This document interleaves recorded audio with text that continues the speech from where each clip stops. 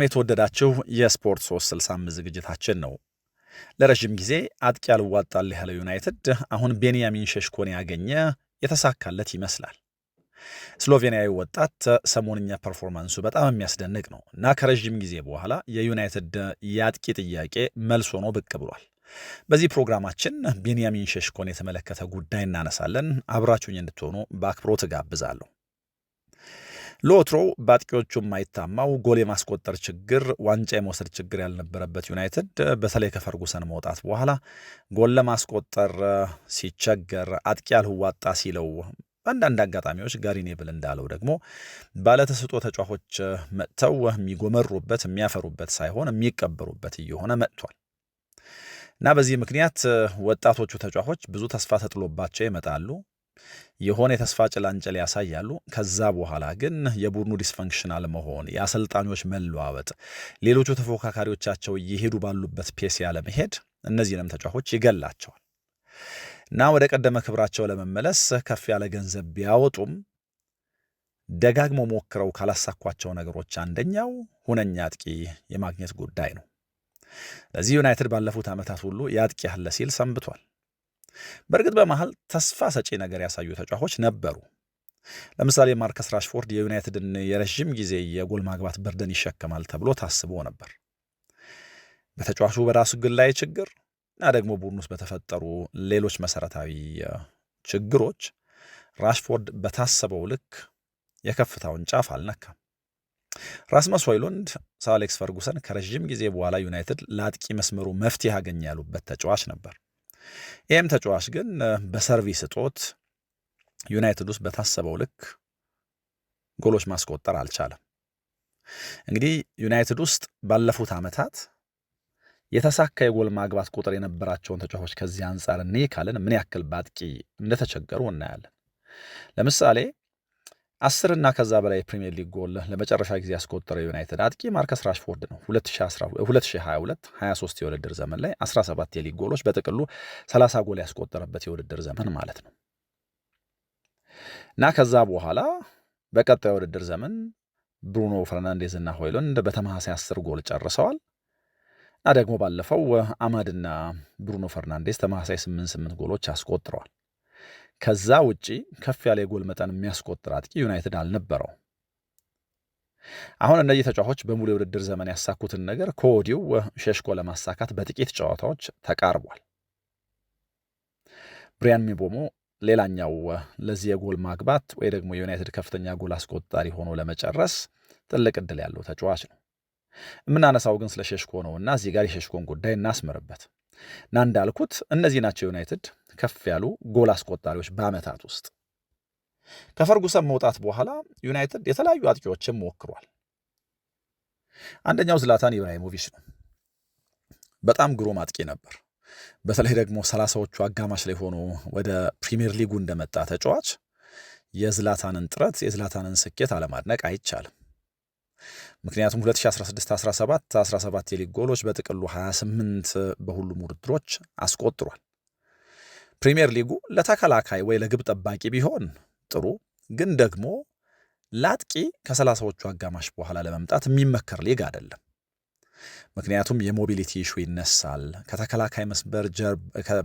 ከተከላካዮች ጀርባ መሮጥ፣ ስፔስ ኤክስፕሎይት ማድረግ፣ ቀልጣፋ መሆን ምናምን ይጠይቃል እና 30ዎቹ አጋማሽ ላይ ይሄ ብዙ ለአጥቂ የሚሞከር የሚደፈር ስለማይመስል የዝላታን መጥቶ በዚህ ልክ ስኬታማ መሆን በተለየ መንገድ ሊነሳ የሚገባው ነው እና በጣም በብዙ ጨዋታዎች ዝላታን ዩናይትድን ተሸክሞት ወጥቷል።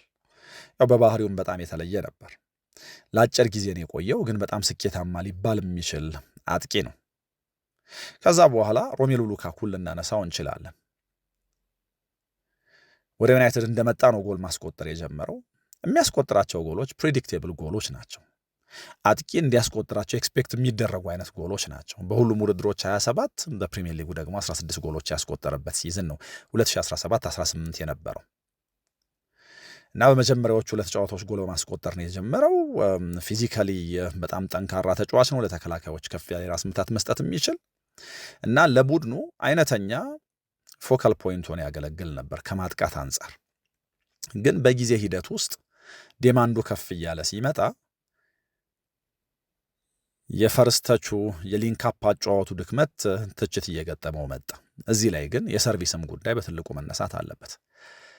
ሰርቪስ ላይ ጥገኛ ነው። ስለዚህ ቡድኑ እድል የማይፈጥርለት ከሆነ በራሱ ፈጥሮ ጎሎች ማስቆጠር አይችልም። ከዛ በኋላ ያው በጣም ብዙ ችግሮች ገጠሙት። በራስ የመተማመን ችግር እዚህ ላይ ተጨመረ። ዩናይትድ ለቆ ወደ ኢንተር ሚላን ሄደ። በጣሊያን መልሶ ራሱን አገኘ እና ከጎል ማስቆጠር አንጻር የነበሩት ቁጥሮች መጥፎ አይደሉም። ግን ደግሞ በደጋፊው ሙሉ ልብ ተሰጥቶት ያልተወደደ ተጫዋች እንደነበረ እናስታውሳለን። ሌላኛው ማርሲያል ነው። ይሄ በጣም የሚያስቆጭ ተሰጥቶ የነበረው ተጫዋች ነው። በጣም በብዙ ነገሩ ከቲየሪ ሄንሪ ጋር በተለይ ከግራ መስመር እየተነሳ ሲጫወት ተመሳስሏል። ራሱን ያስተዋወቀበትን መንገድ በጣም የተለየ ነበር። እንደምታስታውሱት 2015 ላይ ከሊቨርፑል ጋር በተደረገ ጨዋታ ነው ራሱን ያስተዋወቀው እና በጣም ግሩም ጎል አስቆጥሮ እና በኦልድ ትራፎርድ የነበረውን የድጋፍ ስሜት መቼስ እናስታውሰዋለን። እና በአንድ ጊዜ ነበር አይነተኛ ኮከብ የመሰለው ትልቅ ሱፐርስታር የመሰለው። በጣም ምርጥ የውድድር ዘመን ግን ያሳለፈው 2019-20 ነው። ከጎሎች አንጻር 17 ጎሎች ያስቆጠረበት የውድድር ዘመን ማለት ነው።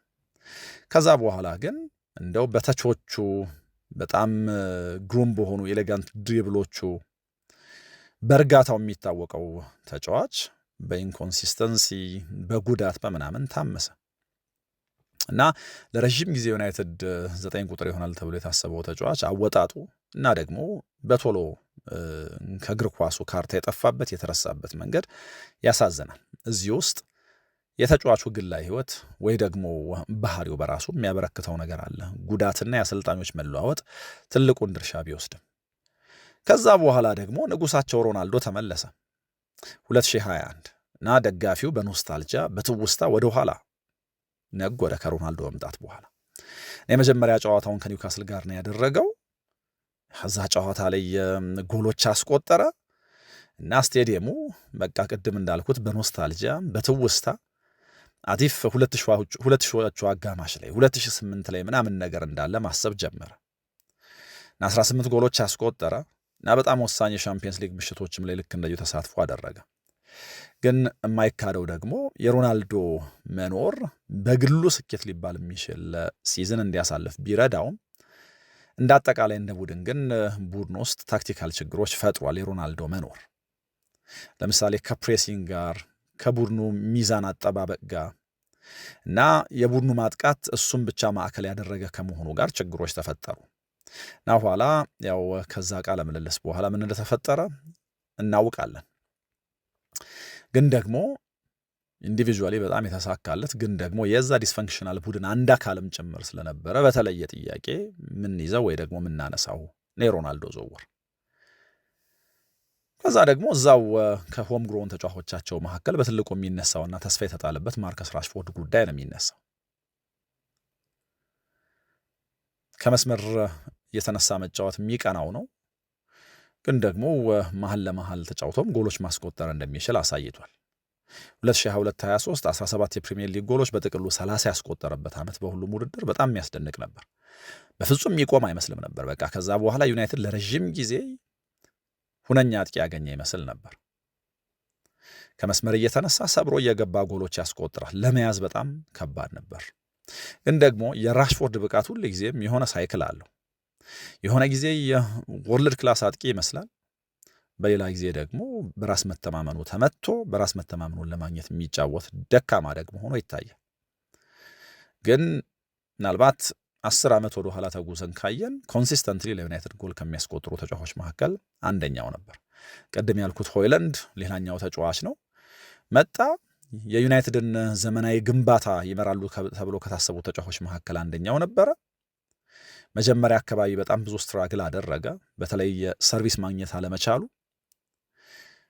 የዛኔ ግን በትልቁ የሚነሳው በጣም አግሬሲቭ መሆኑ፣ ፍጥነቱና ሙቭመንቱ ነበር እና አይነተኛ ዩናይትድ አጥቂ መስሎ የሚያውቅባቸው ጨዋታዎች አሉ።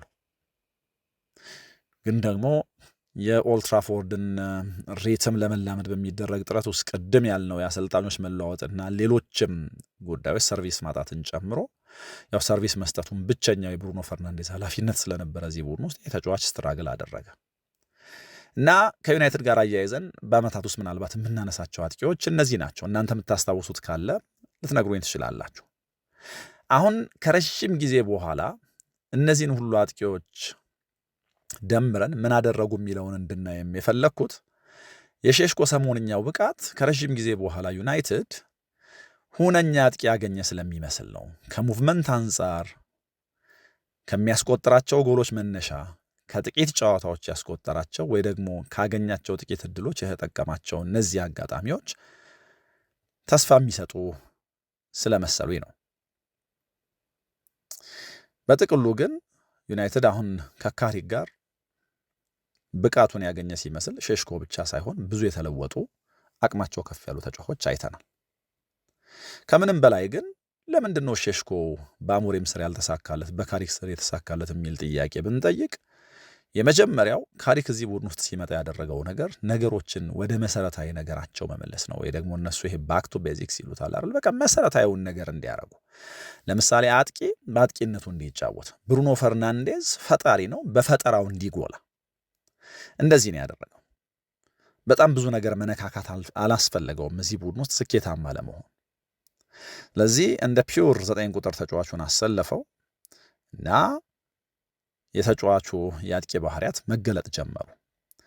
ተጫዋቹ በቁመት ረዥም፣ በአጫዋቱ በጣም አግሬሲቭ፣ የአየር ላይ ኳሶች የመግጨት ክህሎቱ በጣም ከፍ ያለ፣ የተጋጣሚ ቡድን ሳጥን ውስጥ ሲገባ ህይወት የሚዘራ አይነተኛ የ9 ቁጥር ባህሪ ያለው ተጫዋች ነው። ፊዚካሊ በጣም በጣም ግዙፍ ነው። 1 ሜትር ከ96 ገደማ እና ጎል ፊት እድሉን ሲያገኝ በተለይ ወደ ጎል የሚመታቸው ኳሶች ጥንካሬዎች ደግሞ በጣም የተለዩ ናቸው። ጀርባውን ለጎል ሰጥቶም ሲጫወት በጣም በጣም ግሩም ነው። የሊንካፕ አጫዋቱም መጥፎ የሚባል አይደለም። ለቡድን አጋሮቹ የማጥቂያ አማራጭ ከመፍጠር ወይ ደግሞ እንደው ማጥቃቱን ከማቀጣጠል አንጻር የሚሰጣቸውም ኳሶች እንደዚሁ የሚታሙ አይነት አይደሉም። ግን በጥቅሉ እነዚህ ኳሊቲዎች ሁሉ እዚህ ተጫዋቾች ውስጥ ቢኖሩም እንዳልኩት ጀርባውን ለጎል ሰጥቶ የሚጫወት አይነት ቢሆንም በሊንካፕ የመጫወት ችግር ባይኖርበትም ለቡድን አጋሮቹ ማጥቃትን የሚያነሳሱ ኳሶችን ማጥቃትን የሚያስጀምሩ ኳሶችን ቢሰጥም ትልቁ መገለጫውና ኳሊቲው ግን ይህ አይደለም። ወይ ደግሞ ይሄኛው አጥቂ በሊንካፕ እንዲጫወት አይደለም ወደዚህ ቡድን ውስጥ የመጣው፣ ይሄንን አያድርግ አይደለም። ሩበን አሞሪም ተጫዋች ውስጥ በሚገባ ያለውን ነገር ያለወጡት በዚህ ምክንያት ነው። ሰርቪስ እየተቀበለ ጎሎች ከሚያስቆጥር ይልቅ ወይ ደግሞ እድል እያገኘ ጎሎችን ከሚያስቆጥር አጥቂ ይልቅ ለሌሎች እድል የሚፈጥር እንዲሆን ሞክረዋል እና በዩናይትድ ኳሱን ከኋላ ይዞ ለመውጣት ሲጀምር ወይ ደግሞ ሲሞክር ተጫዋቹ ወደ አማካይ ክፍል ሩጫዎች እንዲያደርግ ኤክስፔክት ይደረጋል እና ይህንን በማድረግ ለሁለቱ የመስመር አጥቂዎች የማጥቂያ አማራጭ እንዲሆን እና ደግሞ የቡድኑን ሌሎች የማጥቃት ባህሪ ያላቸው ተጫዋቾችን እንዲያንቀሳቅስ ተከላካዮችን ከቦታቸው ዲስፕሌስ እንዲያደርግ ታስቦ ማለት ነው። ስለዚህ በዋናነት ፋሲሊቴተር ሆኖ እንዲጫወት ነው የተፈለገው። ጀርባውን ለጎል ሰጥቶ ሊሆን ይችላል፣ እንዳልኩት ወደ አማካይ ክፍል ሩጫዎች፣ ወደ ጥልቅ ሩጫዎች እያደረገ ሊሆን ይችላል፣ ወይ ደግሞ ወደ ጥልቅ ሩጫዎች ካደረገ በኋላ ለሁለቱ የመስመር አጥቂዎች ረዣዥም ኳሶችን በመጣል ሊሆን ይችላል። በጥቅሉ ሩበን አሞሪም የፈለጉት ልክ ሃሪ ኬን ውስጥ ያዩትን ነገር እዚህ ስሎቬኒያ ውስጥ መድገም ነው። ወይ ደግሞ በሃሪ ኬን ባህሪ የሃሪ ኬን አይነት ግልጋሎት እዚህ ቡድን ውስጥ እንዲሰጣቸው ነው የተፈለገው። እንደ ሃሪ ኬን አይነት በጣም ኤክሰፕሽናል ተጫዋቾች አሉ፣ ይህንን በሚገባ መተግበር የሚችሉ ወደ ጥልቅ ሩጫ ያደርጋሉ። አንዳንድ ጊዜ ሃሪ ኬን ወደ አማካይ ክፍል ብቻ አይደለም ሩጫዎች የሚያደርገው። የመጨረሻው የቡድኑ ሴንተር ባኮች ያሉበት መስመር ላይ ሃሪ ኬን በብዙ አጋጣሚዎች ታይቶ ይታወቃል እና ይሄ ድንገተኛ ማጥቃቶችን ለመጀመር የሚከተሉት ተከላካዮችም አሉ፣ ከቦታቸው የሚያነቃንቃቸው ለቡድን አጋሮቹ ስፔስ መፈጠር ምክንያት የሚያደርጋቸው እና እንደዚህ ያለ ባህሪ ያለው የመጨረሻው ተከላካይ የሚቆምበት መስመር ላይ ቆሞ ኳስ ለማሻማት ለማሻገር ሲሞክር ሃሪ ኬንን እናውቃለን። ግን ይሄ ሁሉም አጥቂዎች ሊያደርጉት የሚችሉት ሁሉም አጥቂዎች የሚዋጣላቸው ደግሞ ጉዳይ ወይ ደግሞ ስራ አይደለም። ምክንያቱም የሃሪ ኬን ኳሊቲ የተለየ ነው። አትሌቲክ ኳሊቲ ያለው ማጥቃት የሚያስጀምርባቸው ኳሶች አስደናቂ ናቸው እና ደግሞ እነዚህ ሩጫዎች የሚመርጥበትም ጊዜ በጣም አስገራሚ ነው። ይሄንን ወደ ስሎቬኒያዊ ወጣት ሊያመጡት ፈለጉ ሩበን አሞሪም። ሰርቪስ እያገኘ ጎል እንዳያስቆጥር ይሄ ትልቅ እክል ሆኖበት ቆየ ማለት ነው። ስለዚህ ጀርባውን ለጎል እንኳን ቢሰጥ ዋነኛው ጀርባውን ለጎል የሰጠበት ምክንያት የቡድኑን ማጥቃት ፋሲሊቴት እንዲያደርግ ነው። ከዛ በኋላ ደግሞ ወደ አማካይ ክፍል ቢሮጥ በተመሳሳይ መንገድ ፋሲሊቴት ለማድረግ ነው። በዚህ ምክንያት ሰርቪስ ሊያገኝ አልቻለም። ሰርቪስ ሰጪ ሆኖ ጨዋታዎች ላይ መታየት ጀመረ፣ ወይ ደግሞ የፈለጉት እንደዚህ ነው እና ይሄ ለሁሉም አይሆንም። ስለዚህ የዚህ ስሎቬኒያዊም የቤንያሚን ሼሽኮም ትልቁ ኳሊቲ አይደለም። ይሄ አሞሪም ያደረጉት እንደዚህ ነው። ግን ደግሞ ተጫዋቹ አይነተኛ የሳጥን ውስጥ ፖቸር ነው፣ የሳጥን ውስጥ ጨራሽ ነው። ግልጋሎት ይፈልጋል። እንቅስቃሴዎችን የሚጨርስ እንጂ እንቅስቃሴዎችን ፋሲሊቴት የሚያደርግ አይደለም። ይህንን ሊያደርገው ይችላል። ግን ደግሞ ትልቁ ኳሊቲው ሳጥን ውስጥ ኳሶች መጨረስ እንጂ ሳጥን ውስጥ ላሉ ተጫዋቾች ድል ማመቻቸት አይደለምና በአሞሪም ስራ አልተዋጣለትም። ሳጥን ውስጥ ሲገባ ነፍስ የሚዘራው ተጫዋች በጣም በብዙ ሲተች ከረመ። ስለወጣበት ገንዘብ በጣም ብዙ ተባለ።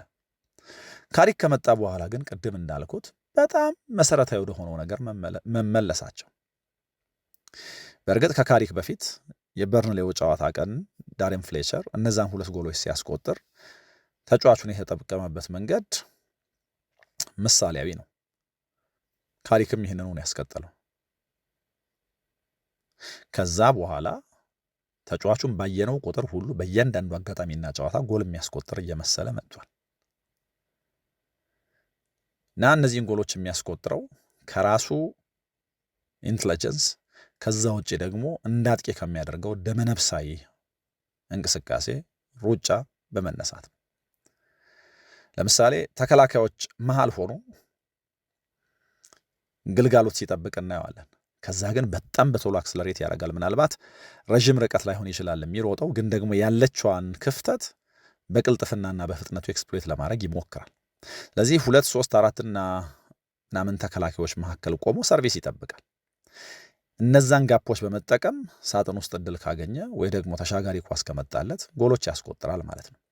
በተለይ አሁን ከብሩኖ ፈርናንዴዝ ጋር እየፈጠረ ያለው መግባባት በጣም የሚያስደንቅ ነው እና ለራሱ ትንሽዬ የመተንፈሻ ቦታ መስጠት ማመቻቸት ከቻለ ኤክስፕሎይት ሊያረጋት የሚችላት ትንሽዬ ስፔስ እንዳለች ተረድቶ ያችን ሊጠቀማት ከቻለ ብሩኖ ፈርናንዴዝ በኳሱ ያገኘው እና ጎሎች ያስቆጥራል ማለት ነው። ይህንን ነው አሁን እያደረገ ያለው።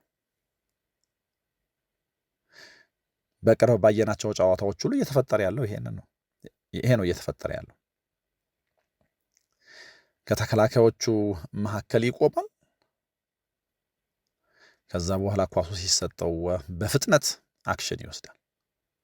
ያ ብቻ ሳይሆን እንደው በሆኑ አጋጣሚዎች እድሉን ሲያገኝ ቅድም እንዳልኩት ኳስ የሚመታበትም ጥንካሬ በጣም ነው የሚገርመው። እንደውም የዩናይትዱ ግብ ጠባቂ ላሜንስ በልምምድ ሜዳ ላይ ከዚህ ስሎቬኒያዊ ወጣት የጠነከረ ምት የሚመታ አንድም ተጫዋች የለም ብሏል። በጣም ጠንካራ ነው ምቱ በሚል ስለምቱ ጥንካሬ ያደንቃል። ፉልሃም ላይ ያስቆጠረው ጎል ለዚህ በጣም ጥሩ ማሳያ ሆኖ ሊነሳ ይችላል። ይሄ ብቻ ሳይሆን በአየር ላይም የሚመታቸው ኳሶች በጣም ጠንካራ ናቸው። የኳሱን አቅጣጫ ማስቀየር ብቻ ሳይሆን ኳሱ በጣም ጠንካራ ሆኖ ወደ ጎል እንዲሄድ የማድረግ አቅም አለው እና በቁመት ዘለግ ያለ ነው።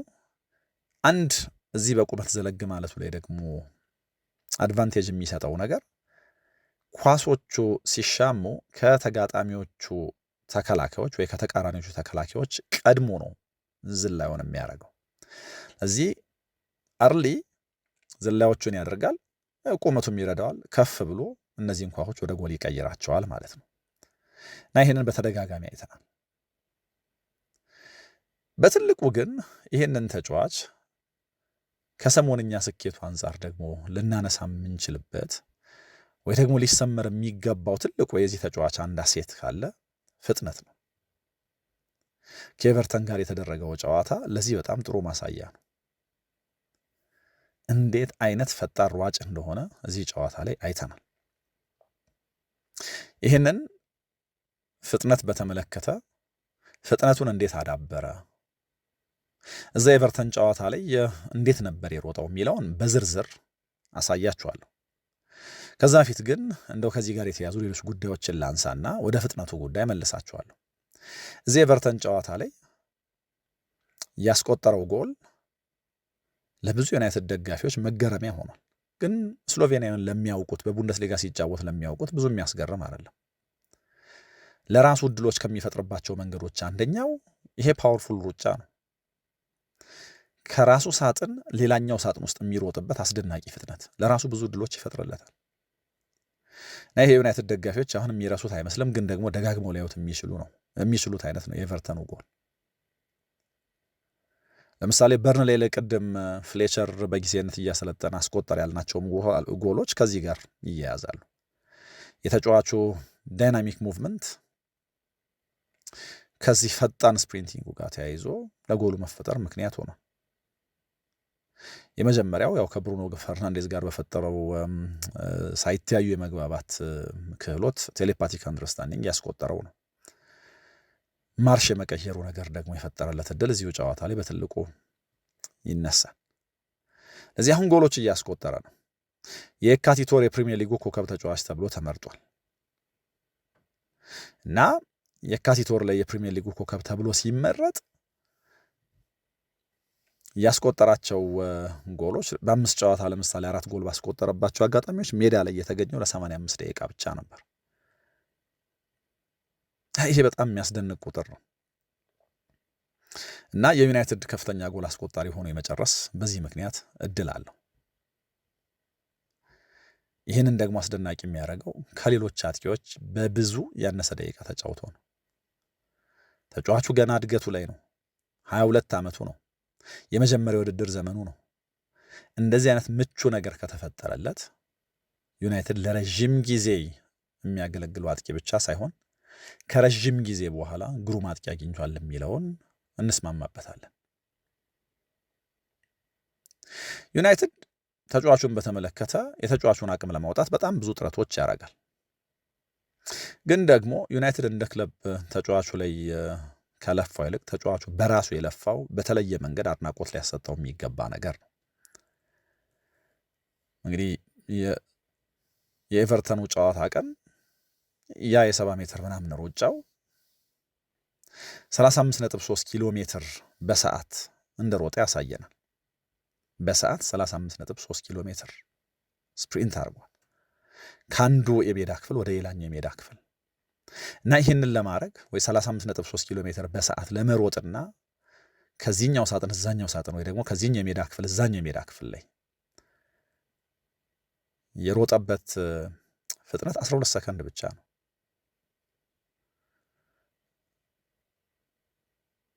ይህንን ግን በድንገት አላመጣውም።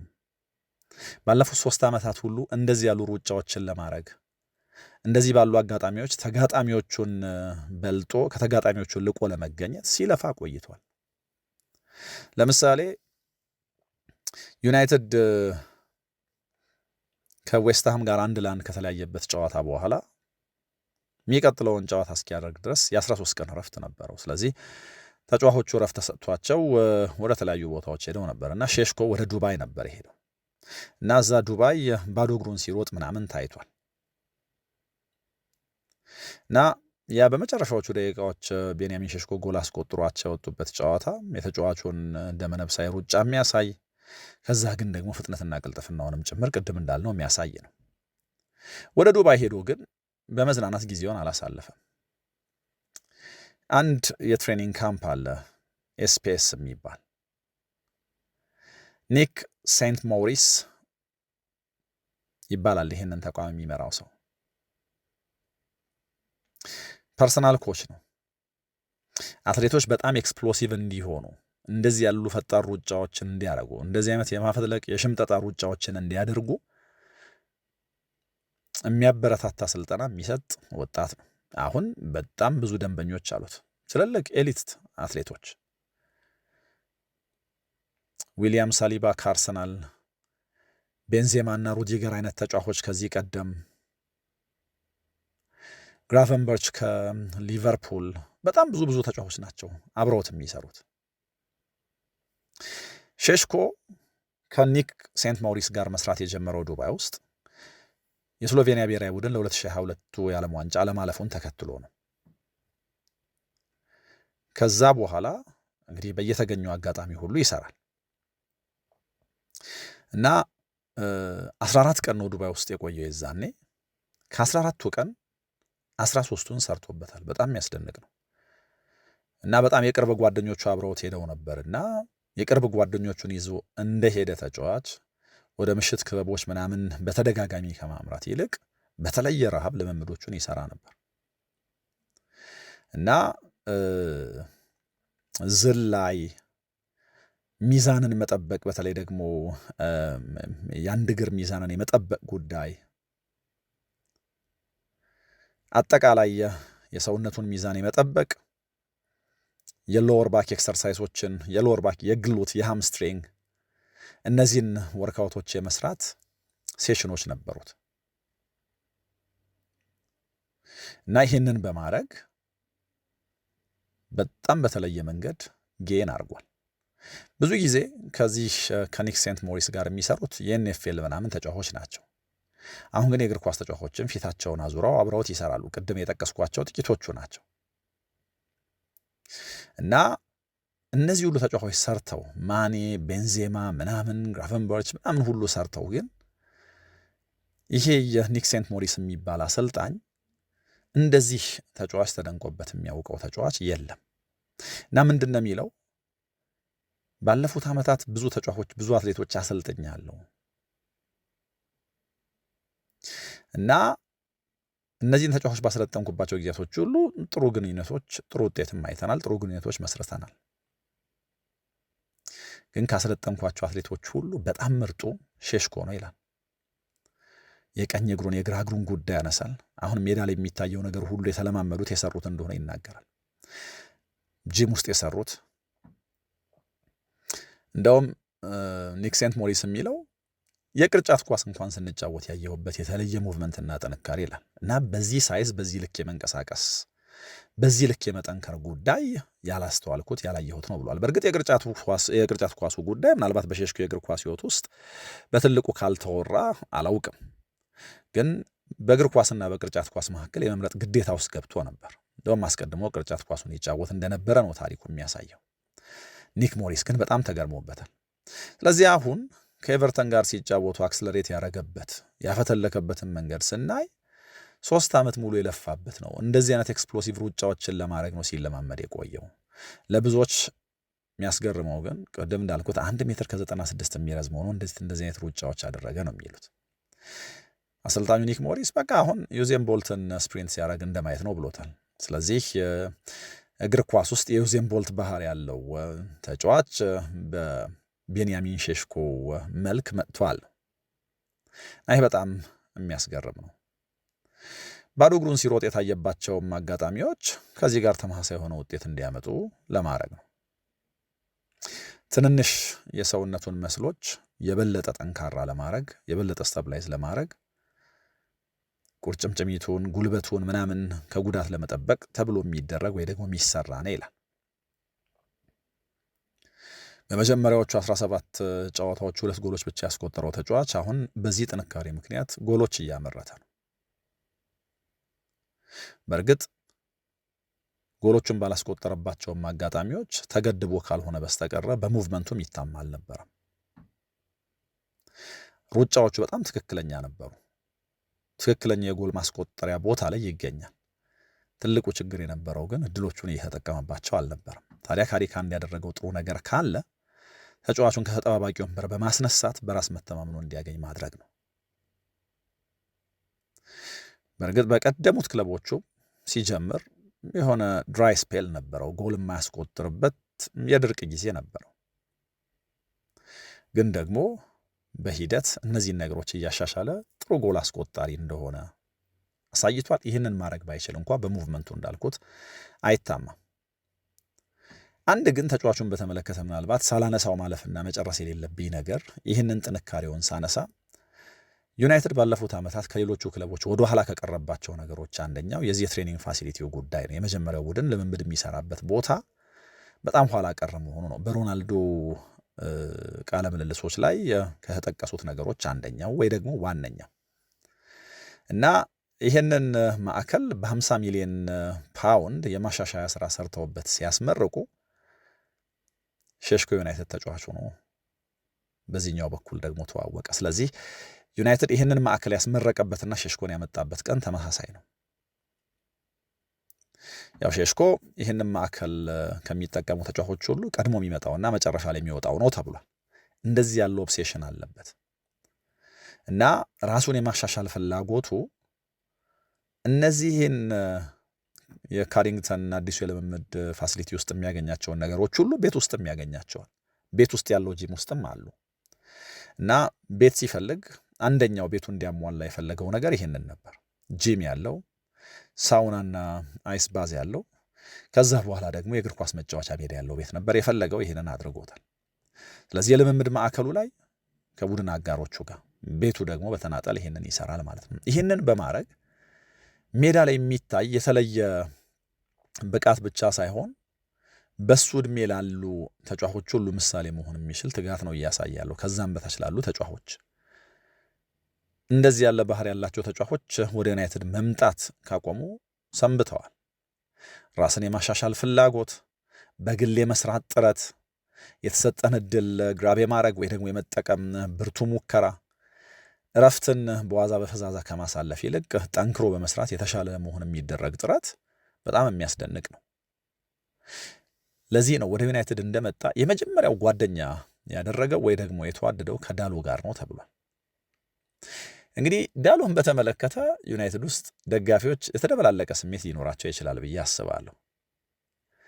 የተጠየቀውን ሁሉ አቬሬጅ ነገር መስጠት ይችላል። አማካይ የግራም የቀኝም የአማካይ የትም ቢያረጉት ይጫወታል ዳሎ። አንድ ግን ስለ ዲየጎ ዳሎ ማንም የማይክደው ወይ ደግሞ ዩናይትድ ውስጥ በጣም ከሚከበርባቸው ነገሮች አንደኛው ሁል ጊዜም ቢሆን ስታንዳርድ ሴት የሚያደርገው ተጫዋች ነው ዳሎ። ለመሻሻል ሁሌም ብርቱ ትግል። እንግዲህ አንዳንድ ተጫዋቾች በቃ ሲሊንጋቸው ይታወቃል። ለምሳሌ ዲየጎ ዳሎ ከዚህ በላይ እንደማይሻሻል ግልጽ ነው። በቃ በአመታት ውስጥ አየ ነው። ለዚህ ነው አቬሬጅ ነው ያልኩት። ግራም ቀኝም ላይ ቢያሰልፉት፣ የትኛውም ቦታ ላይ ቢያሰልፉት አቬሬጅ የሆነ ነገር መስጠት ይችላል። ቲፒካል የቡድን ተጫዋች ነው። ግን ደግሞ ከሆነ ነገር በላይ ከፍ ማለት አልቻለም። ያም ቢሆን ግን ሮናልዶም እዛ ቶክሲክ ቃለ ምልልስ ላይ ይህንን አንስቷል። በዚህ ልክ ተጫዋቾች ያለመስራታቸውን ያለመትጋታቸውን ጉዳይ ምናምን ብሎ መትጋትን በተለየ መንገድ ሲያነሳ ከጠቀሳቸው ተጫዋቾች አንደኛው ዲየጎ ዳሎ ነው እና ሼሽኮ በጣም በቶሎ ነው ከዳሎ ጋር የተዋደደው እና ሁለቱ ቀድመው የሚገቡ ዘግይተው የሚወጡ፣ ልምምድ ላይ ቀድመው የሚገኙ ዘግይተው የሚወጡ ሆነዋል። ይሄ የዲየጎ ዳሎን የእግር ኳስ ሕይወት ምናልባት የተለየ ከፍታ ላይ ያልወሰደው ወይ ደግሞ ከዓለማችን ኤሊት ፉልባኮች ዋነኛው አላደረገው ሊሆን ይችላል። ሁልጊዜም ግን የተጠየቀውን በአማካይነት ከመስጠት አንጻር፣ ቡድኑ በሚፈልገው ልክ ሁሉ ለቡድኑ ከማበርከት አንጻር፣ ስታንዳርድ ሴት ከማድረግ አንጻር በጣም የሚወደስ ነው። ሼሽኮ ግን ከዚህ የተለየ ይመስላል። በለፋ በተጋ ቁጥር ሁሉ መሻሻል የሚችልበት እድሜ ፕላስ ደግሞ ምልክቶች አሳይቷል። ትልቁ ጥያቄ ዩናይትድ ውስጥ ባለፉት ዓመታት ያልተሳካላቸው ወጣት ተጫዋቾች ዩናይትድ ከሌሎቹ ተፎካካሪዎች በሁሉም ረገድ ወደ ኋላ በመቅረቱ ቅድም ያለው የልምምድ ፋሲሊቲ ሊሆን ይችላል፣ ተቋማዊ መልኩ ሊሆን ይችላል፣ ቁመናው ሊሆን ይችላል። ከዛ በኋላ ደግሞ የአሰልጣኝ ሹምሽር ቶሎ ቶሎ የሚመጣ ነገር ተርኖቨሩ ሃይ መሆኑና ቶሎ ቶሎ የሚመጣ ነገር መሆኑ ሊሆን ይችላል። ምክንያቱም የአሰልጣኝ መቀየር በተለይ ለወጣት ተጫዋቾች በጣም ትልቅ ፈተና ነው። እንዳያድጉ ማነቆ ነው የሚሆንባቸው። ከሆነኛው አሰልጣኝ ጋር የጀመሩትን ነገር ከሚቀጥለው ጋር መቀጠል አይችሉም። የተለያየ አስተሳሰብ፣ የተለያየ ፍልስፍና ያላቸው ይሆናሉ። ለዚህ የስቴቢሊቲ ጉዳይ በጣም ወሳኝ ነው። በዚህ ምክንያት ተጫዋቾቹ ጥሩ አላደረጉ። ለዚህ አሁን የሼሽኮም የእግር ኳስ ሕይወት ውስጥ ዩናይትድ አሁን በጣም ብዙ ነገሮች ለማሻሻል ከሌሎቹ ጋር ያለውን ልዩነት ለማቀራረብ እየሞከረ ነው። አሁን ከረዥም ጊዜ በኋላ የክረምቱ ግዢዎቹ በጣም ጥሩ መስለዋል። ግን ደግሞ በክረምቱ ለምሳሌ አሁን ተጫዋቾቹ ከመሻሻላቸው ጀርባ ያለው አሰልጣኝ ማይክል ካሪክ ከጊዜያዊነት ወደ ቋሚነት ይሸጋገራሉ ወይ? ካሪክ ቋሚ ባይሆን እና ሌላ አሰልጣኝ ቢያመጡ እነዚህ ተጫዋቾች የጀመሩትን አፕዋርድ ትራጀክተሪ ማስቀጠል ይችላሉ ወይ? ካሪክስ ቢቀጥል የሚቀጥለው የውድድር ዘመን ፈተና አሁን ካየነው የካሪክ ቡድን ጋር አንድ አይነት መልክ ይኖረዋል ወይ የሚለውን እንጠይቃለን። ለጊዜው ግን ከረዥም ጊዜ በኋላ በሙቭመንት ይሁን ሜዳ ላይ በሚያበረክተው አስተዋጽኦ እያስቆጠራቸው ባሉ ጎሎች ራሱን ለማሻሻል ከሄደበትም ርቀት መነሻ በዓመታት ውስጥ ዩናይትድ ያገኘው ምርጡ አጥቂ እንደሆነ ወይ ደግሞ ከረዥም ጊዜ በኋላ ዩናይትድ ምርጥ አጥቂ እንዳገኘ መናገር እንችላለን። ወይ ደግሞ እንደው ዩናይትድ ከረዥም ጊዜ በኋላ ምርጥ አጥቂ ለማግኘት የሆነ አይነት መንገድ እንደጀመረ ማየት እንችላለን። እናንተ ሼሽኮን ስታዩት ስለተሰማችሁ ከዚህ ቀደም ስላዩዋቸው የዩናይትድ አጥቂዎች በማጣቀስ የተጫዋቹን የቅርብ ጊዜ ጨዋታዎች ሳምፕል ሳይዙ ትንሽ ሊሆን ይችላል። በጥቅሉ ከጎሎቹ በላይ ግን ካጫወት ባህሪው መነሻ ምን ትላላችሁ የሚለውን አጋሩኝ። በሌሎች ጉዳዮች ተመልሼ እመጣለሁ። አብራችሁኝ ስለነበራችሁ ምስጋና የላቀ ነው። ሰላም።